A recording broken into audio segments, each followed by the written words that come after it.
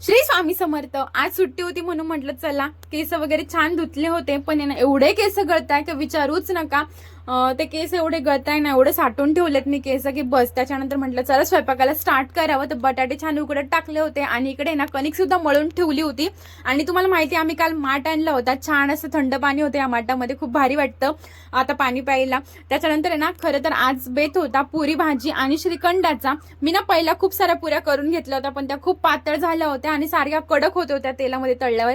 म्हटलं नको, ते सगळं साईडला केलं आणि पुन्हा कणकेचा गोळा करून छान अशा पुऱ्या आहे ना ग्लासने अशा करून घेतल्या। एक पोळी लाटून ग्लासने हे केल्या, त्याच्यानंतर आहे ना तेलात सोडलं, कळालं की इतक्या छान पुऱ्या टम्म फुगत्या। माझ्या पहिल्यांदा पुऱ्या टम्म फुगत होत्या, खूप भारी वाटत होतं मला, इतका आनंद झाला होता ना की विचारूच नका। छान असं पुरी करून घेतला, त्याच्यानंतर भाजी सुद्धा केली, अहोनी श्रीखंड सुद्धा आणलं होतं। आणि इकडे बघू शकता, शाडो दिसत असेल तर माझ्या